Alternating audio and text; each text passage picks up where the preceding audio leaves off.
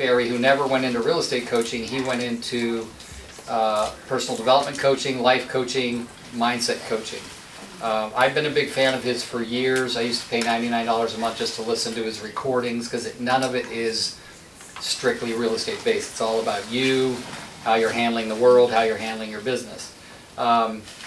Recently, my wife got reconnected with an old friend of mine that I had introduced her with, and that person had become an NLP coach. Now that's a neuro-linguistic programming coach, but she also took coaching to another level, which was surprising for me because I've known this lady for many years, and I didn't really see her going in that direction. And my wife is very picky about anybody that she will open up to as a coach. So my wife's been coaching with her, and she introduced her to Matthew Ferry, and I'm like, wait, what are you doing with Matthew Ferry? And she goes, oh, they're talking to me about joining an exclusive mastermind with Matthew Ferry. This was all in the last 2 or 3 weeks of the month, like since the first week of January. At the end of December, I've shared with you before, we always pick a word, a contextual word. So, do you guys remember I talked about it at a training in December? I don't have anything to write on, but if you write, can I borrow your pad real quick? Yeah. So, no, you don't have to go anywhere, Jen. You don't need a pad for later? Right. We'll just do this way. So, if you draw like an arc like that, and you put the word context right here, anything that falls under the arc would be content. Okay, just so you know what I mean by context, because a lot of people confuse the word. So, if my context was red, all right, if that was my context, then I could write the word in content. I could write the word fire, strawberry. Throw out some other words that red is a context of. Ketchup, heat, Ketchup, tomato. yeah. Roses. Okay. What else could you say? Could you say love? Yeah. Right? Like anything that relates to fire. It's not about red. It's not about the color. It's about what is red a context of. You could put blood. You could put fire. You could put angry. You get what I'm saying? Like whatever red might make you think of. Sunset. You get what I'm saying about that? So when you say a word that is contextual, what you're hoping for is that all the content that can come with that context will come with it. But it doesn't always. So we set a context word every year for the past 5 years for what our year will be like. So this year, last year my word was integration. It was either integration or implementation, I'd have to look. But because the year before I learned so much, I said, geez, I want to integrate or implement all that into my life. This year, for 2020, my word is surmount. All right, so think of it, if you look up the definition of surmount, it's to overcome or to have victory over things that you've been pursuing. So that really sets me up to be doing things that I haven't done before. My wife picked the context of quiet mind, quantum growth. So that was in December. Now we come into January. She hears about this coach. The coach introduces her to Matthew Ferry. Then she gets invited into an exclusive Matthew Ferry mastermind, but you have to interview for it. So you have to get interviewed as if you can make, we might take you in, we might not, right? And your money. Yeah, and there's money involved. But because it's mindset stuff that my wife loves. And so they accept her in. And then she has an interview with Matthew Ferry, and she told me that, I go, did you tell him that I idolize him? And she goes, yeah. He goes, so does a lot of other people. No. But he sent her this book of his that he wants her to read. Name of the book? Quiet Mind, Epic Life. Oh, Freaky, wow. right? So think about this. She set the context for the word, and then this coach drops back into her life, then Matthew Ferry gets put into her life, then he sends her a book called Quiet Mind, Epic Life. So start thinking about how once you set a context for your word, what can happen for you in the year. The year 2000, at the end of 2017, I set a context of a word that we'd seen in a movie scene, and the word was resurgam, R-E-S-U-R-G-A-M, which we looked it up. We saw it in the movie, and they focused in on it, and then the man rode off on his horse. And I'm like, that's weird. So I'm like putting that in my phone, going, what's the definition of this word? And it was a Latin word that meant, I will rise again. Right? And at the end of 17, I was having a lot of challenges with money and all kinds of things. And and that was the year that I, personal stuff, I won't even say it because we're on film. I keep thinking there's video now, I have to watch what I say. But let's just say I took on a lot of big things, and so you get more careful about, gosh, I got to pick a word that I'm going to be okay with whatever the content comes from that context, right? So if you pick a word like surmount, God could put a mountain in front of you because you're going to surmount it, right? And I've already experienced that in 28 days of the month, that there's some pretty big mountains being put. But you have to understand, as individuals, we all need to understand that the bigger your goal, the bigger challenges that you'll have, so that you can learn to be the person that will get you to those goals. And if you think, oh, that's just your opinion, Rick, that's not how it works, believe me, I'm not a God-fearing person, I'm a God-loving person, and I think that whatever your beliefs are, the fact is that there's balance in the life. If you're going to achieve these major things, you're going to have to go through obstacles to make you strong enough to achieve those things you want to do, right? So all of this was a really good setup for me to get to this conference. The conference was in Orlando. I have some people in EXP with me in Tampa, which was 90 minutes away.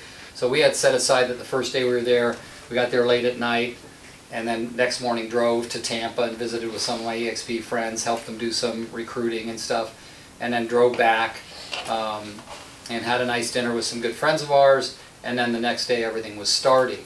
So we had some great people. The one thing that I'd like you guys to research is this author. You can look on YouTube, because before he was an author of inspirational books, he was an entertainer. And this is the kind of guy who gets paid $25,000, $30,000 to as much as $40,000 to speak to crowds, because he imitates voices and he sings like he sang the Temptations and sounded just like them. He sang the Bee Gees and sounded just like them. So the gentleman's name is Jason Hewlett, and I don't have enough of these books for everybody, but they were giving them away free by leaving them on the chairs, and I just went around and picked up all the ones that weren't on. Nobody was sitting at those chairs. So the book is called The Promise to the One, and you would look at it with a picture of a mountain. I don't know about you, but when I looked at it, I assumed by the one that he meant God. But it turns out the one is you, your promise to you. Is it on Amazon? Huh? Can we buy it on Amazon? I didn't check yet. The book was not supposed to even be released till August. And when Verl Workman, who owns Workman Success Systems, hired him to come and speak, he said, under one condition, that you have that book ready for my people. So he made him get the books done 7 months ahead of schedule.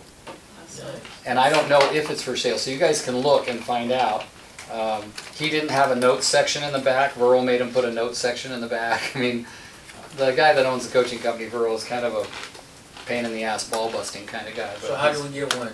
I'm going to check it out. I'm going to see how many I have. I don't have them here, but I have a bunch more at home, so I'll see how many I have and I'll bring them. In fact, I'm going to leave, I don't know if it's fair to leave these two. You know what I'll do? I'll ask, we'll do a little contest and see who gets the first two, okay? We could just leave it in the office. What's that? Leave it in the office. Yeah, we could. We could leave one in the office, and or two. And yeah, we could do that until I see how many I can get my hands on. So, and I can call Workman and see if they took home a bunch of extras that I can get my hands on. So, all right. So that's what I want to start with. It's never too late to do any of this. You don't have to wait for the end of the year. You could start a contextual word for yourself for every month, right? You could say every month I'm going to have a new contextual word. But I really want you guys to think about your lives. Remember, I don't speak about this so that you'll just go out and sell a bunch of homes. I want you to be, I would like to see you be very passionate and fulfilled about everything you do, because it changes everything. It changes how you attract agents and customers. It's crazy. So the more you are, I think of Cindy. Cindy and her husband have a cabin. They love going to the cabin. So, the more passion or engaged you get with other things, you may get to spend more time at the cabin or more time with your kids or that kind of thing. Where did you get a Topo Chico?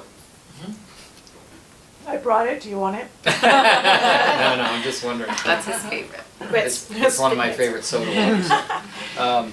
Yeah, so just look at your life and say, where do I want more passion? Like, Nikki, I don't know you super well deep down, but I would imagine you have a passion around having more space for your family, right? So maybe your contextual word could have something to do with, space or, that kind of thing. But you've got to be careful because you get what you wish for. Yep. The year that I did Resurgam, well, I Will Arise Again, man, there was so many things where I got knocked down during that year, during 2018, where I had to rise again, right? I chose apply for this year. Apply, very good. So that means applying everything that you know. Yeah. So doing shit. Yeah. Yeah, because that's important, right? Just So, do it. right. That's it. Yeah. Do it. All right, so the other thing that came up, this is really good, and I talked to you guys about it before. We talked about the 86-50-1 book, and the reason I want to bring it up is how much it was brought up at this conference. That little booklet and accomplishing, figuring out. I met with a gentleman today who has been a realtor for 6-8 months, and he was in the logistics business for 40 years. He's been married to the same woman for 45 years, going to the same church in Oakland for 45 years. And I said, I don't get why you haven't sold a house. And he goes, why do you say that? I said, because you have an amazing network and you don't know how to work it, right? And I said, look, you know, he's 69, I'm 62, so we're kind of in the same generation, right? I said, what if I could show you how you work that network so well that you should be able to sell 10 houses a year? And I said, with a retirement and Medicare, what do you get at 65? Medicare or Medicaid, something like that? Mm-hmm. So that 10 houses a year can change your life. And it won't even wear you out. You won't even be exhausted. You'll still be able to take vacations. And so he was really intrigued by that. And it really made me realize, I go, gosh, I was going to be talking to you guys about it today, because the number one thing that got brought up was some of the biggest teams in that room was, why are you not working your top 50? So if you have a guy that runs a team, let's say a guy like me, but we're talking about a guy maybe that their team is doing, we do, you know, I think our best year we've probably done 50 deals, but we're not doing 100, we're not doing 3 digits, right? But imagine a guy that's, his team is doing 600-700 deals a year, but he's not going on any of the appointments, all right? But think about his network for a minute. A guy like that, what kind of network is he going to have? Well, he's a member of a golf club. I'm using an example. He's a member of a very high-end golf club. He's drives a really nice car, so he goes to that dealership regularly. Do you get what I'm saying? So what about all of those people? Well, guess what? They're in the majority of top teams in the country, the team leader, the Rick, now not necessarily true for me, still not as true as I'd like it to be, but I'm a lot better at working with my network than most people, is not communicating with their network in any like organized fashion. So I have this kid in EXP, he's not a kid, he's 50, in Southern California. Well, he's a kid to me, but I guess I'm a baby. yes, you are a baby. You're younger than my baby. So, but he's calls me every week to talk about what he's been doing to recruit agents to EXP. And then last week he was just in a really pissy mood, and I said, "What's up?" And he said, "Oh, I called these people. I was following up with them. I've known them for years. I sold them their house 4 years ago, and I realized they had just sold their home a month earlier than I called them." I said, "So what's that tell you?" He said, he starts talking about $35,000 down the drain. I'm like, "Dude, you can't count money you never had." Right. Yeah, really. I said, "It's supposed to teach you a lesson about going forward, not looking backwards. Don't look at $35,000 you didn't get. Think about the $35,000 you will get, because now you're going to start calling people a lot more regularly in your database that you sold homes to in the past." That happened to me last year. Yeah, it's going to happen. He said it's happened to him twice in the last 6 months. I go, it's going to keep happening until you start getting more regular about communicating with the people.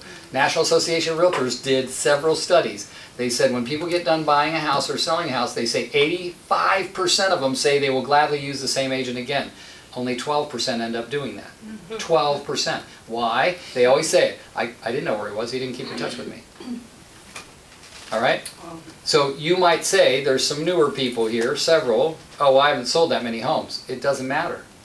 You have a lot of people you knew before you sold homes. Over half the people on my database are not people I sold homes to. They're people I met living my life. Nonprofit events, charity arrangements, a golf tournament, a real estate networking event, all of those things. So we have really got to do as a whole. People say, how can I fight Zillow? How can I fight Redfin?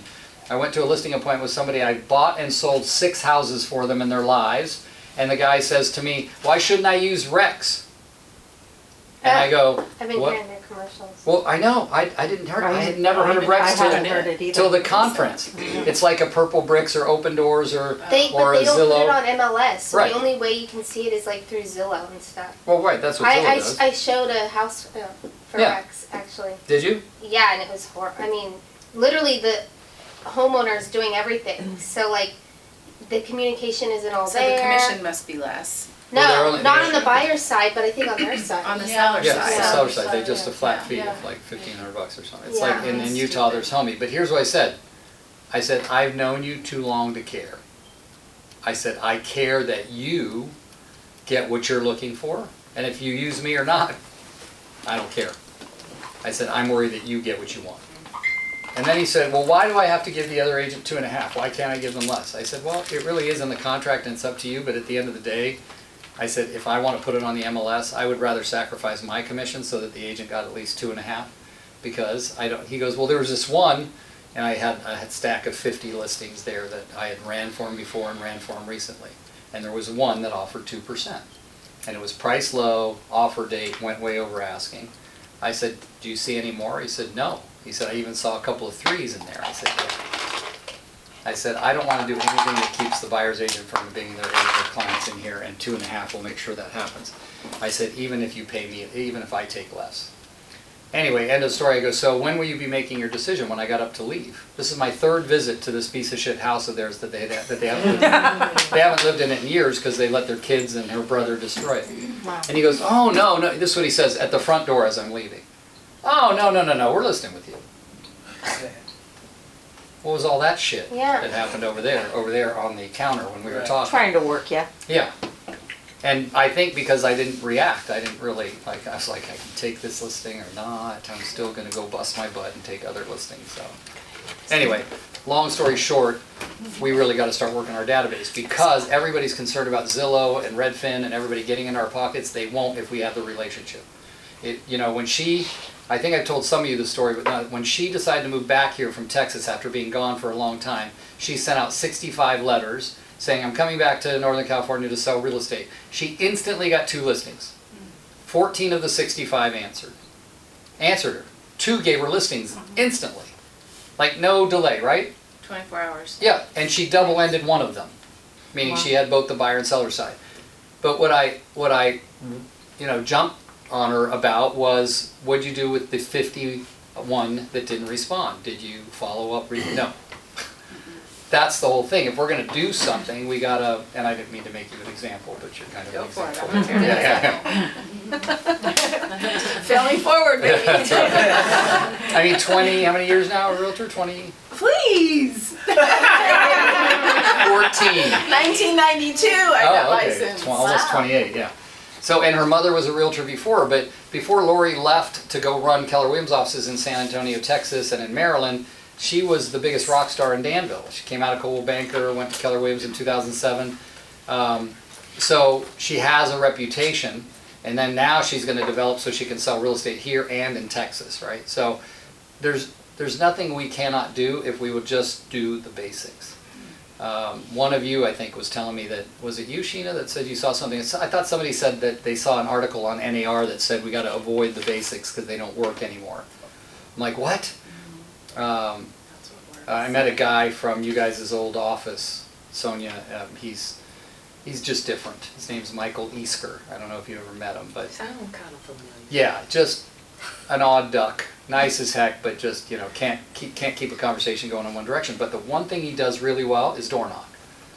And he's been in the business like a year and a half, but he door knocks regularly and he gets into deep conversations. And so I asked him to communicate with me what these deep conversations look like, and none of them had anything to do with real estate. I said, well, look, deep conversations are good, but man, these people, if you're knocking on their door as a realtor, you darn well better give them some real estate information for free. Like, just offer it up. So I What suggest kind of conversation? well, he asks them about themselves, and then he talks about that, and he's telling me all about this guy who used to climb mountains and and I'm like, are they going to list their home with you? Cause, Right. I gotta We go. got doors to yeah, knock. dude, it's getting cold out. I'm gonna jump off the mountain if you keep talking. Yeah.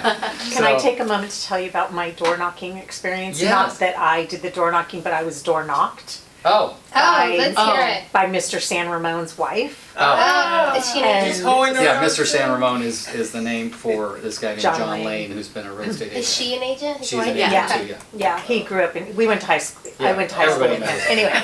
Anyway, so she comes to the door and I stepped out on the porch and I said, I'm a realtor as well, and with the XP, Rick Geha, oh, I know Rick, and Oh, I you said, didn't "Yeah." know her at this point, I haven't ever, I have talked to her in the past, but you didn't really know her. whatever. But she had handed me this pad of paper and some other brochures and stuff, so we're chatting just for a few minutes. And then I go, I could keep this, right? She goes, no, and she takes back the pad of paper. Well, he And, asked. right? I might as well take it back. I I was gave it like, to you already.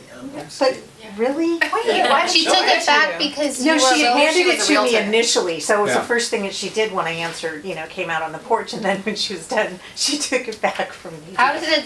No, She you didn't didn't think you turn it offered over. it though, right? Yeah, it was in Okay. my I wouldn't hand. offer Because she it. found out you're a realtor? But I told her after She- the fact, so she had handed, hi, I'm It's a whatever. classless move. You Right. leave That the is just paper. terrible. But I just thought, I would've kept oh my God, that 15-cent pad of paper just gave you a total mark in my Yeah. book. Like, Right. even Zero if I stars. was gonna sell my house, like I would. Motivation. Like, Do not recommend. you taking over Danville. Anyway, that's my That's Your what's stupid up. story. Wow, that's a better story than I could have hoped for. Yeah. Cautionary tale. So by the way, some of the wealthiest real estate agents in the country are consistent farmers. This is a truth fact. Like, there's the Andy Allen, Aaron Lancaster team in Austin, Texas. Do you remember them? Do you at all? Lancasters? Andy Allen, Aaron Lancaster. They were two guys, both buffed, and they farm now 60,000 homes a month. God bless them. Yeah. And even during the downfall, in the downfall, they were only doing 2.5 million in commissions a year, and in a regular market, they're doing 4.5 to 5 million commissions a year. Right? 60,000 postcards go to those homes every single month for like 15 years. Right? But they do everything. They do garage sales in the area. They do, they do pumpkin events. They do pie events and everything, but very consistent. So, people who farm do very well. Remember, there's like little rules. So you got, how many of you have read the MREA book, the Millionaire Real Estate Agent book? Oh, most of it. Okay. Sonia, Patricia? I have the audio. It's You have the audio, okay. So the statistics in that book are relatively accurate. There's been some adjustments to them, and I know Gary's supposed to be writing the next version of it. But I can tell you the things that I knew about farming before I went to Keller Williams and then added that stuff was a big bonus. Meaning you start to understand that you need to farm for a good 2 years to 30 months, 2.5 years, 2 to 2.5 years before you really start getting a good return on the farming. But that meant you had to go every single month. I talked to you guys about relationship farming once. Do you remember? I was sitting next to you. We were writing it out on the pad that you go every 3 weeks, no more than 500 homes, sometimes 600, but you don't want to go over 200 homes a week if you can help it. All of those things really work, but again, it goes down to when will you put it into action. And here's what I mean. I know that like you two are working on going around Cedar, right? But sometimes we do this. Get ready, get set, get ready, get set, before we finally pull the trigger and go. And sometimes it's better to just grab your stack of business cards and go walking with information in your head. Or print up all the comps, put them on a clipboard with a blank pad of paper and go door knocking with a pen and your business cards, even if you have nothing to pass out, because now you got information.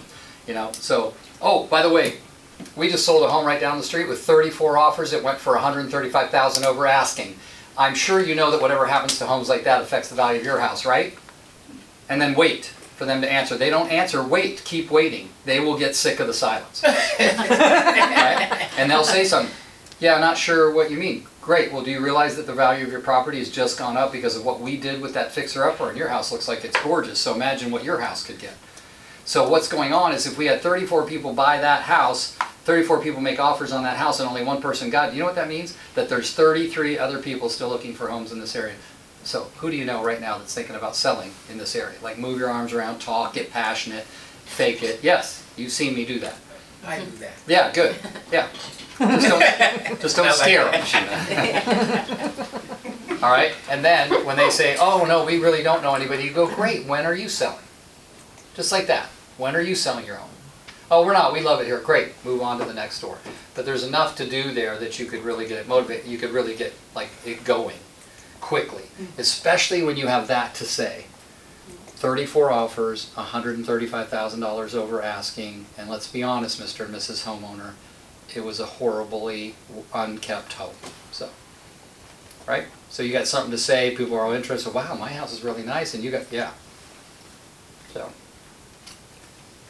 okay, so working the network, what I'd like you guys to do is I'm here till next Tuesday night. I will be doing another training at the meeting next Tuesday on the 4th. First, I want you to bring guests, not because you want to recruit them to EXP. there's a lot of agents out there suffering. I don't care if they want to come to EXP. Bring people that want to learn how to sell more houses and bring them in this meeting with you. Okay? Just as an act of friendship and the other thing that they talked about in the class. I loved it. Can I get you to get my leather briefcase? And we'll put this up. I'll have Jennifer, I'll show it to you and you can make something for our team. SBO. They have SBO written really big. And SBO is service before opportunity. Okay? It's in that, it's a smaller, it's right there. It's in that a little black book. Not my big calendar one, but there it is down there, way down there. There you go. Not the black one. There's one more down there. Hold There you go. it. Yeah, sorry. There you go. How's that? Thank you. All right. So, what do you guys use to keep notes or to keep track of stuff? Anybody use anything in particular? This. Okay, good. Notebook. I know what you use. Tiffany doesn't need to answer. And I always make little squares next to my to-do items, and then when I know that they need to still be done. Yeah. And obviously I have to-do.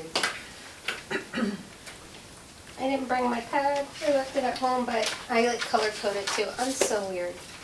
Yeah. Yeah, we can't follow So you. SBO served before opportunity, and they had this up on the wall where the SB and O were all decorated with many colors. And I started thinking about that because we're always questioning ourselves, right? Like, are we really serving before there's opportunity? Are we offering up information? And I thought about it, and today a friend of mine called from Utah and said, I have some clients in Benicia that want to list their house. You want to talk to them? So I called her, and she says, Rick, I don't want to give you the wrong impression. We have a good realtor friend. Problem is we just don't know if they're still a realtor or not. And I go, oh, did you use them in the Then you're past? not a Yes, good we friend. did. They're also a chiropractor. I go, Oh my oh. god. Okay, I said, well, I'm really big on loyalty, so great, but here's what I want you to do. I've been selling real estate for almost 40 years. I'm happy to get you all the information you need. If you end up using that realtor, no worries. Service before opportunity. I mean, I'm going to serve them without even knowing if there's an opportunity for me.